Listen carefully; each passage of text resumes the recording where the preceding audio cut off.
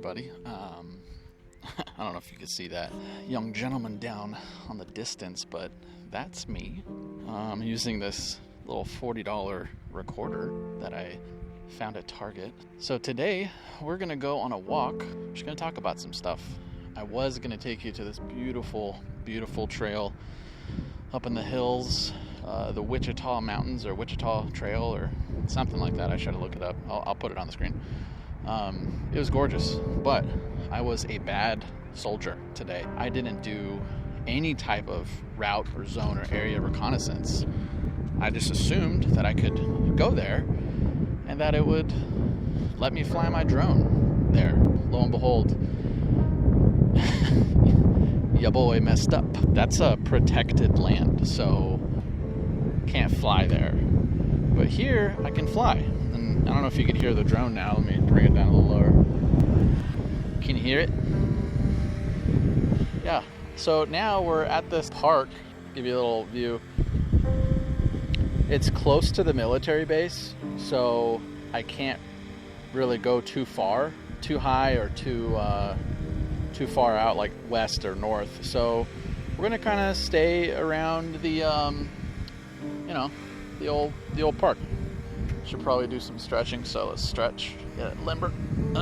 That's good. All right. So I'm gonna put this thing in the air, and hopefully it'll follow me. See you later. Hopefully this audio isn't trash, guys. I'm really sorry if it is, but so a couple things happened yesterday. I was doing a Lyft, and I was doing DoorDash and Lyft and stuff to just try to not stay not bored since I'm away from my family over here. So I did a Lyft, and this kind of made me just be grateful for everything we have and to really not take anything for granted. It was a tough story to tell my wife about.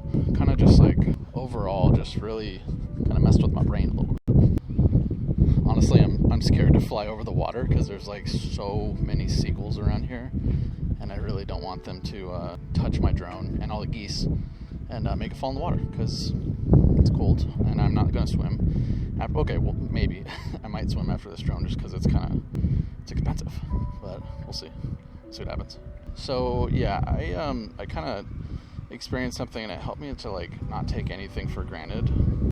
So it really made me appreciate everything I have, my wife, my kiddos, just everything that has been put in my life that I typically take for granted. Just think in your life, what do you have that the majority of the world, third world countries and stuff like that, might not have? There's a lot of things. There's things like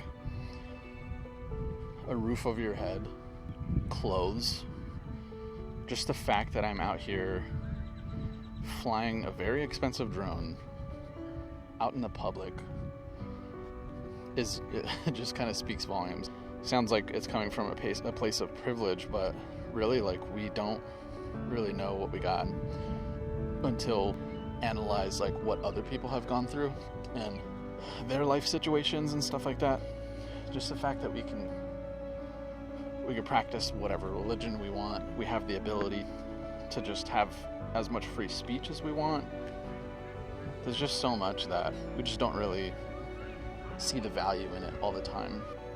I'm going to tell you a story about somebody I met. Her name is Faith. This is Faith. I'll show you a picture of her on the screen. I took a picture, obviously, of the backside just because I want to give her some sort of privacy. I got a glimpse, an inside look on this woman's life. It really kind of shed a light of an amazing life. One, that God has blessed me with, but two, that I was able to create with Naomi. After I met this woman, I called Naomi, and I broke down like a little child and just couldn't stop crying about this woman's circumstance. So what had happened was, this woman, she had 4 sons, and when I picked her up for the Lyft, and again, I was doing Lyft and DoorDash to pass time. There's a video that we're going to make soon about how we went on this 18-month long journey of becoming debt-free, and just how many opportunities and just amazing things, just some opportunities that have come available to us without having any debt in our lives. Sorry guys, I'm trying to walk, hold the microphone, and fly this drone at the same time. So it's kind of rough. So yeah, I was doing Lyft, picked up Faith. I pick her up and she has one son. She gets in and I was like, hey, how's it going? She's very quiet. Just didn't really talk about anything. I looked at the address and the GPS of where she was going. I noticed that it was a behavioral health facility. There, I was thinking like, oh, maybe she's getting medicine or something. But so she gets in the car. I take her to this behavioral health facility, and she goes in. She says, "I'll be right back." And I said, "Okay, sounds good." She goes in there for a few minutes, and then she comes out with another son. Give a ride to the whole fam, you know what I mean? And then she gets in the car. They sit down, and then the kid that we picked up goes to his brother, and I'm not going to say their names, but I said Faith's name, but I won't say your kids' names, but he goes, "Brother, I got a pass. They gave me a pass. I'm like super excited, and I was like, what the heck is going on? I didn't really understand like the situation, and I was like, all right, whatever, He gets in and he buckles up, and I could tell right away, and I have various amounts of experience with social disorders and learning disabilities and stuff like that in my family and with my friend group. So obviously I'm not a doctor, right, or a psychologist yet, but I can identify early signs or pretty blatant signs of like disorders, like social disorders and stuff like that. So I could tell that this young man, that was kind of the case. So he gets in the car, and I just kind of note that in my head. It's like, whatever, it's not a huge deal.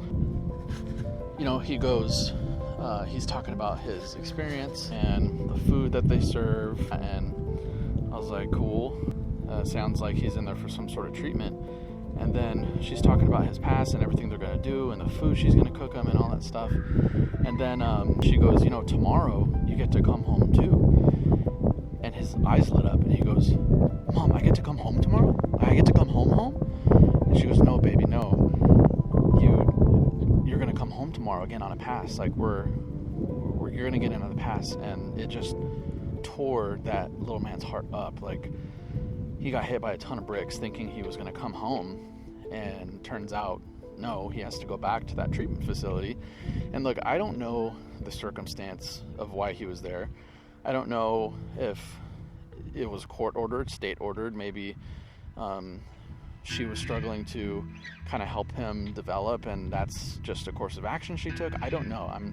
I'm not trying to condemn anything about this little boy situation. I'm just telling you what I know. So his heart just absolutely broke with the fact that he had to go back to that place, and he was explaining he doesn't like the people there and the food they serve and where he has to sleep and stuff like that, and I like had to compose myself in that place. I was like, oh my goodness, because I have 4 kids. I got 3 boys and a daughter. We just had our 4th one, and so I'm just kind of in the feels right now, like with the situation. We go and we park. We get to their house and we park, and this boy like was so lit up to see his family, and yeah, he was still excited to see everybody. He was just so excited, and then just kind of like kind of whatever. And because he had to go home and he had to go back to that place, and I'm not saying that place was a bad place, but it just, obviously he doesn't like it. That just broke my heart. I immediately, after dropping them off, I called Naomi, and I was talking like this, like I am now, and I said, hey babe, I just got done with the Lyft. I just wanted to tell you what an amazing mother you are, and I'm just so thankful for our kids, and we're just so blessed, and I'm just so grateful for the health of our kids, and just everything that involves them, and just everything. I'm just so grateful. And she was a little confused, and then I couldn't compose myself, but I was just like, I just broke down, and because I just thought, I put myself in that scenario, what if I had to do that to one of my kids, and that was like the last straw. I called Naomi, and I am just crying like a baby. I am just bawling, like for real. So I explained her the story, and I just told her, I am so grateful, so thankful for our kids and just everything that we've been given, handed to us in life. And obviously we had to work for a lot of things.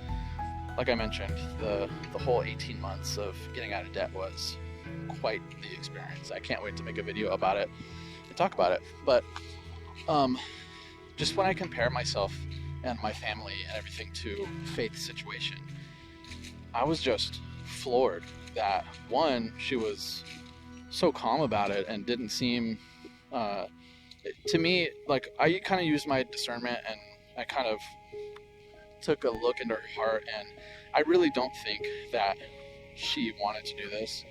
I think that she had to do this. She was a very, very sweet woman, and I could tell just by the way she was talking, the way she was acting and speaking with her kids, that she really, really loves those boys. And I could just tell that's just something that I kind of picked up on her. But I just couldn't imagine sending Noah or Ezra or Micah or Abigail away. It just made me think of things that we take for granted every day. Just simple things like having a sink to wash your hands, having a flushing toilet to go to the bathroom in. And I've had these experiences before in my life, visiting other countries, volunteering for other families and stuff like that. So it's not like this is the first time I've ever seen somebody struggle or seen somebody in a real life situation like that. But this is one of the toughest ones that I've had to deal with in a long time. I bring this up because there's just so many things in our lives that, one, we don't deserve, or two, we don't acknowledge that could be taken away in a heartbeat.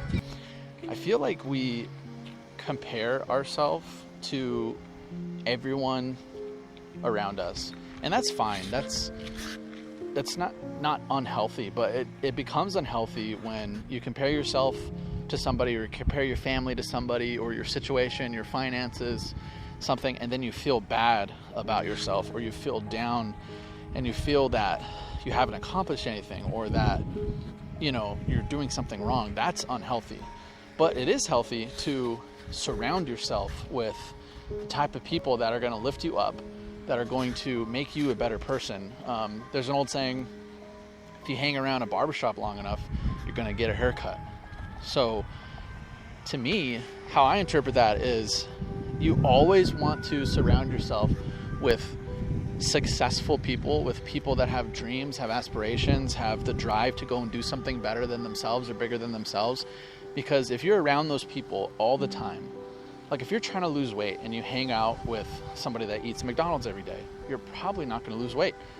But if you're a little overweight and you want to lose some weight, you want to get a little healthier, and you start hanging out with the gym rat, or you start hanging out with a yoga chick, or a dude that's just a protein musclehead, eventually you're gonna end up like one of those people.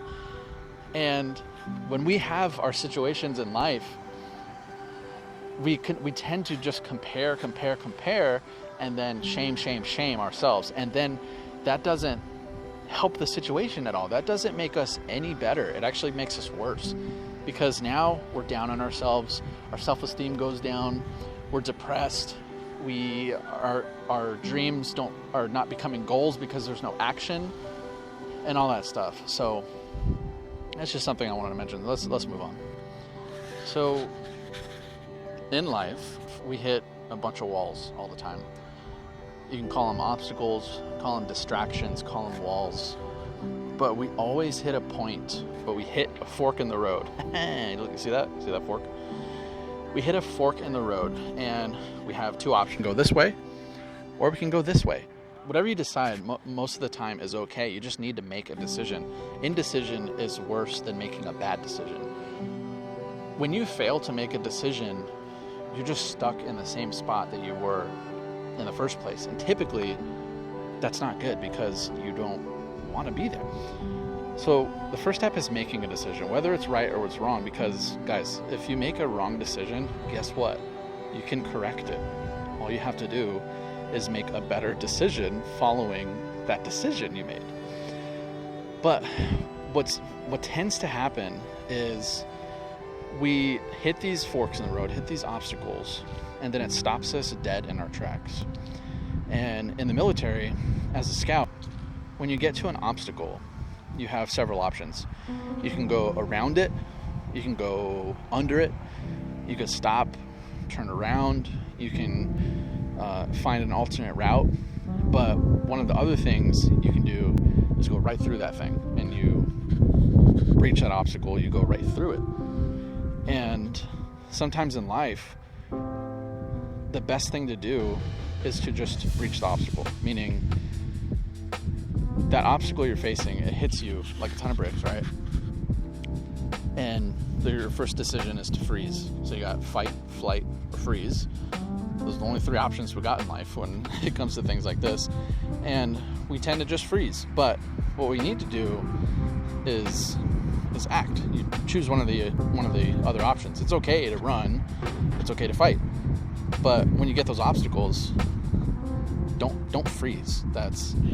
You're literally going backwards. That's not the thing you want to do. Let's talk about contentment. It's okay to want more than what you currently have in life. That's fine. I think we constantly should be trying to better ourselves. But you don't want to get to the point where it turns into greed, or it turns into you making poor decisions because I thought I stopped and pooped. You making poor decisions because of something that you want, something that's not realistic. That's when you don't want those things. But being content is something that Naomi and I had to practice for a while, and it really, really has paid dividends, I would say. That doesn't mean accepting like mediocrity or accepting to be, worse off than everyone else. But that just means having the maturity to be happy with what you already have. Contentment. I just think that it's something that Naomi and I had to practice a lot, and it was just accepting that we have everything we need, and it's okay to want things we don't have, but to set a limit or a filter on some of those things, because at some point it becomes unhealthy. We were in tons and tons of debt, and it's because I think one of the main factors was because we weren't content. We were wanting, and trying to just impress people that didn't care about us, just people in general, like our friends. We wanted to drive the best car, our kids have the best, clothes, or just the best activities, this and that, blah, blah, blah. But we finally hit a turning point, and we told ourselves, all this stress and this financial hardship and the arguments or just this lifestyle is not worth it at all for what we want to accomplish in life. So at some point we decided that everything we've been trying to strive for was just not worth it. And that's really when the debt-free journey started. And I don't want to get too deep into that because I have a whole video that I want to share about that experience. It was awesome. But it's okay to do life with what you have, even if it's not much. It's okay to do life with the little that you might have. And then if you start adding up the things that you really have, whether that be relationally, physically, whatever, it's actually quite a bit of things. Like, we have a lot more than what we really think. There's a lot of prairie dogs around here, and they're adorable. But if anyone has lived in a place that has prairie dogs, they know that those things are evil. They are not good things. They're cute, but not good for the land. You see all those holes? They will wreck your stuff. Like, if you have a farm, farm's a trouble, dog. So I actually learned on Discovery that that one that's like tripping, he's basically saying there's danger. And then once I pass, they do like a yippee, I can't do it, but we kind of got into like minimalism, just like practicing the contentment thing and being okay with what you have. It just did the yippee thing. I don't know if you could tell in the video, but I did the they did like the bark, and then they all ran to their little holes. They're just warning people. See if we can get some footage of these guys. Restricted zone reached. Okay, we're actually at the restricted zone now, so we're gonna go that way. I'm gonna go north. Guys, I just feel like there's so many things in our lives that we don't need that are distractors. And whenever we get distracted so easily from phones, social media, people in our lives, the things that we have or the things that we want. It's just really, really easy to get distracted. I think personally I have everything I need in life. I have my wife, I have my healthy kiddos. We're completely out of debt. You know, we have retirement funds and emergency funds and college funds for the kids, and I know it's not all about money, but you know, it's an important resource we need to live, obviously. So, you know, it's a big part of it. But not only, you know, the money part or the physical part, we definitely got rid of a lot of things in our lives that were distractions. Debt was a huge distractor. Like, it would rob our sleep. You know, it's being in debt is something I would never, ever suggest to anyone. It's just obviously not a good time. We try to get rid of those distractions, and in our kids' lives too, because they are easily distracted. It's good to have them live as you would, so they can practice that contentment, practice that just ability to be happy with what they have. Because kids these days are just all about, you know, more. You know, in one of my other videos, I talked about how to win Christmas, and Christmas to me is like not all about the gifts. It's like, you know, in the video, one of the steps that I mentioned was to practice contentment. And maybe you don't need to get your kid 10 gifts this year. Guarantee you, you know, if you're watching this and you have kids, you probably go to your kid's room and probably pick out 20 toys that they, you know, haven't touched in months or whatever. And I don't know if this is touching base with any of you, but if it is, awesome. I just kind of want to go on a walk and talk about some things that I had on my mind and some things that I enjoy talking about with other people. But look, if you wouldn't mind, just kind of keep that woman Faith and her 4 boys kind of in your thoughts and in your prayers too. Your thoughts and prayers if you're that type of person. I could just tell by the look on her face, she has had a rough life. It's been tough on her. And the fact that one of her babies has to live somewhere else in a medical facility, I can imagine just adds so much more stress into the mix. Just kind of, when you're going about your week, just keep that in mind of, you know, when you're upset about something you don't have, just kind of count your blessings. Like, just see what's actually in your life and realize, hey, I do actually have a lot of things, and I'm very, very fortunate to have these things. You know, just keep your head up. Keep your head up, boys. Keep your head up, boys and girls, because I promise, if life is tough right now, it's not going to be like this forever. You know, things are going to get better. You have to have an attitude shift and kind of just accept that this isn't the end of your story. Like, this is not it. There's more, and there's more to be had. There's more to be accomplished. There's more people to help. There's more of your relationships that you need to develop and pull out of there. So just don't give in to any of that stuff, whatever you might be feeling these days. If there's something that is on your mind or something that you'd love to get my opinion on or something, just let me know and I'll talk about it. I love talking about everything. So yeah, guys, I'm going to go ahead and get some B-roll footage of this place. But thank you for listening to me, and I hope that you have an amazing rest of your day. Don't be a stranger. Please like and subscribe. And guys, it takes 2 seconds to share this video. If you wouldn't mind just kind of sharing it, just to kind of get the traction going. But I appreciate you guys. See you in the next one.